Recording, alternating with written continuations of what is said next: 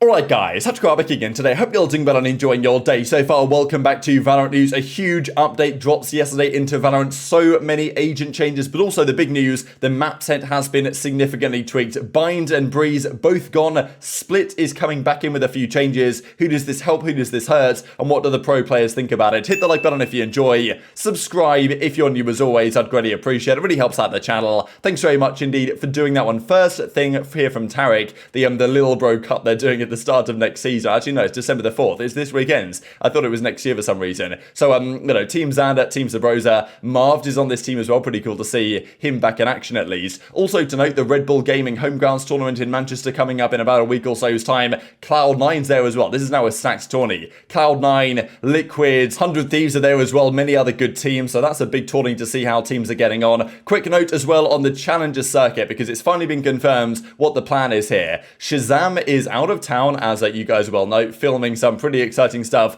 Wonder what that could possibly be. We believe it's going to be the G2 announcement, because Oxy even says, still LFT, don't worry. So yeah, more than likely Oxy signed the deal with ShahZaM, and as it stands, they are currently doing content to get ready for that announcement. Now, they will be competing in the, first round, potentially open qualifiers, organised by Knights Arena, beginning January the 9th. So we heard for some reason December the 5th was going to be the date, and as we crept up on that date, we're like, okay, it's going to get delayed, pushed back from here. I was wondering whether it would be mid-December or whether they're just going to do it in January. This is what the thing is. So basically, the way the Tier 2 circuit works, at the end of this season, they'll have the Ascension tournaments. They'll have one Ascension tournament per region. So that's one in the Americas, one in Europe, Middle East and Africa, and one in the Pacific region. And one team from that Tier 2 Ascension tournament from all of the sub-regions within that region will qualify for the Partnership League and get kind of upgraded there. And they'll have that spot for 2 seasons before dropping down again. But to qualify for Ascension, you first of all have to get into Challenges, which runs pretty similar to how it was last year. And if you do well enough, then you get into the Ascension tournament and can potentially get through to the Partnership League. So there will be 12 teams in the North American Challenger circuit. So this is kind of the number we expected. Now, I was wondering whether all of these teams would be confirmed through online qualifiers, which is not going to be the case. So what they confirm is there'll be 12 teams in North America, and there'll be additional teams from Brazil and Latin America. So maybe like, I don't know, another 12 teams across those 2 regions. And those are going to be the 24 teams in the Challenger circuit across the different regions. And then, eventually the best of those teams get to go to the Americas Ascension at the end of the season. But worth noting here is that up to 6 teams will receive invitations directly to join the Challengers League. So I was wondering, teams like FaZe Clan, teams like, the Guard, for example, even maybe G2, but we'll see that in a second.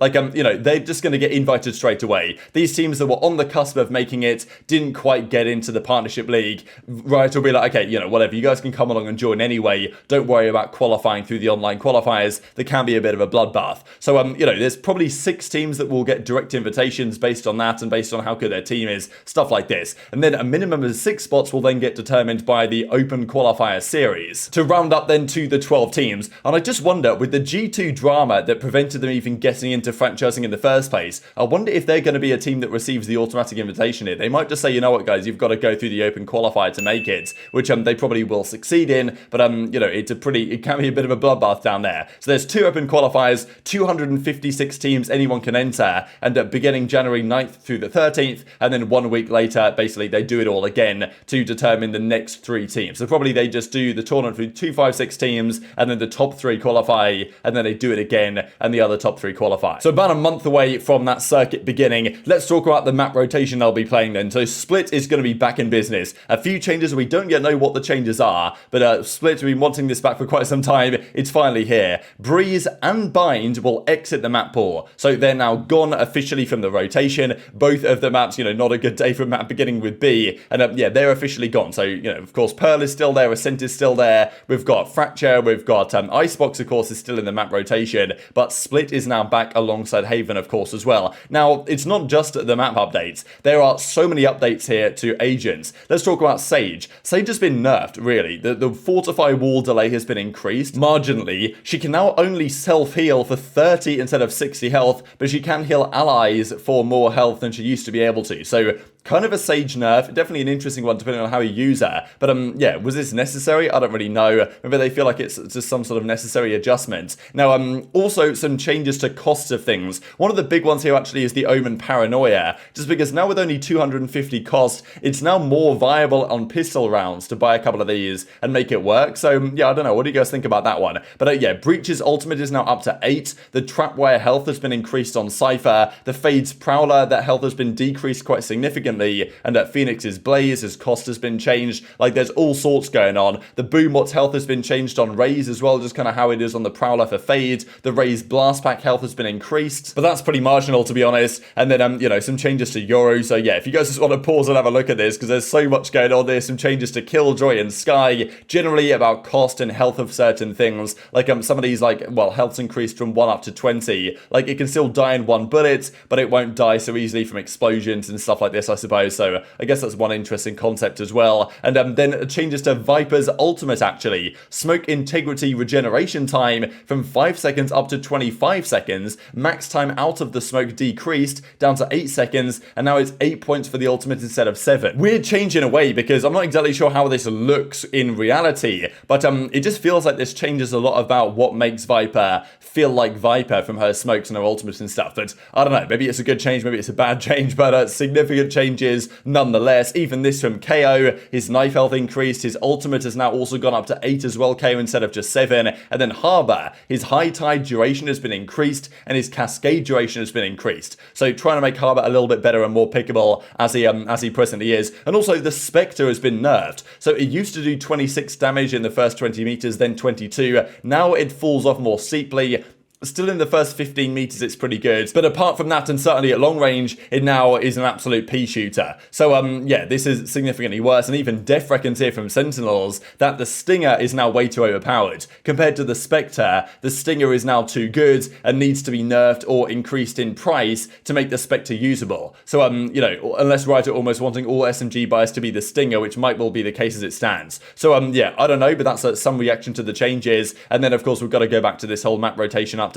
So what do you guys think about this? Loads of changes to the agents and all this, but also the map set. Like, Split coming back in. I know that I've wanted this personally for quite some time. I've not been the biggest fan of Binds myself. Breeze, I actually don't mind, but I think Breeze is often, I don't know, there's not really much that happens on Breeze a lot of the time. It looks like it should be good on paper, but the reality is it doesn't really play great. I think it was interesting because the first few months it was so defensive sided, and then it actually became that teams could do some interesting stuff. But yeah, just the way the choke points work. And also, so, you know, you pretty much always see the same compositions on Breeze as well. So I don't really mind that being gone. But at Bind, I know that the pros, some of them hate it. Some of them have kind of come to like it over recent months. But both of them are gone. So, you know, not just one out, one in. It's going to be both gone and only one back in. While both of those maps get some changes, I guess. Some reaction here from Na'Vi Doombros, coach of that team. Bind is gone. Humanity is saved. And even as Will says, Split is back. My Demon Raze map. Please just remove Icebox now. Terrible map. So, yeah, this was the question. Many were wondering why not Icebox going, because, yeah, I don't know. Icebox has got some changes. I think often what can happen here is that maps that have had some changes to try and make them fixable, like Icebox have had some tweaks, for example, right? Like, they probably want to keep that in. They feel like they've tweaked Icebox, they've made it better, so they're going to keep it in. Whereas maps they haven't really changed in years, Bind, Breeze, for example, since it's come in, like, you know, they're going to probably take them out, make some tweaks, bring them back in, as they have done to Split. So,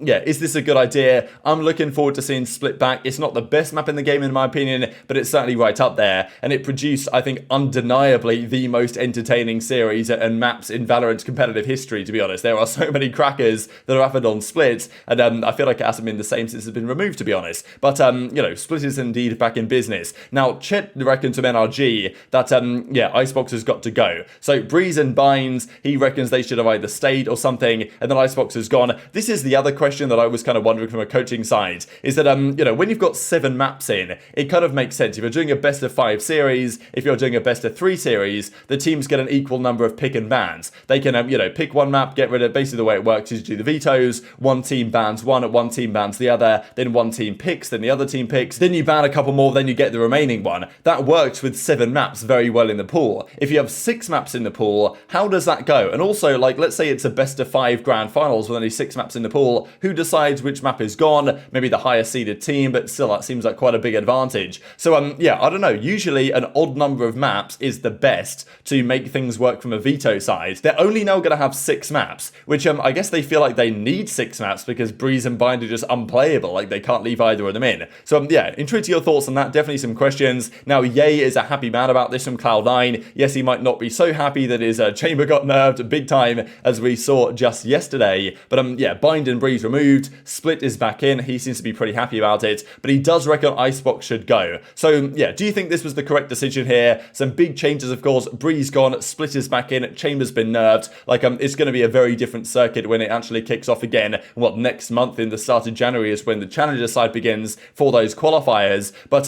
yeah, was this the correct move? To me, I wouldn't have minded keeping Breeze in, as, like, I'm not a big fan of Bind personally. I wouldn't have minded keeping Breeze and just keeping it as it is with a 1-for-1 change. But, yeah, getting rid of Breeze as well is quite interesting, and it makes me wonder which map is going to be next. They, of course, want to keep Pearl, they want to keep Fracture, they're relatively new additions. But, yeah, maybe Icebox will be the next to get some serious changes, because many pros are certainly not a big fan of it, but some pros do really like Fracture. I think, honestly, Fracture has a nice dynamic to it. But, you know, as Ye says, Fracture owns you, so, you know, to Gary 415700356. So, yeah, Ye is obviously kind of on board with keeping Fracture around. And also just this to close out the video here from Boaster. We got nerfed a bit, but DRX got giga nerfed with these map changes, right? That's the thing. If your team wasn't very good at Split, but was incredibly good at Bind and Breeze, then, yeah, it's not looking so good for you for the upcoming season, right? With, you know, you've got to get good at other maps very quickly indeed. Hit the like button if you enjoyed, subscribe if you're new, take care, and I'll see you next time.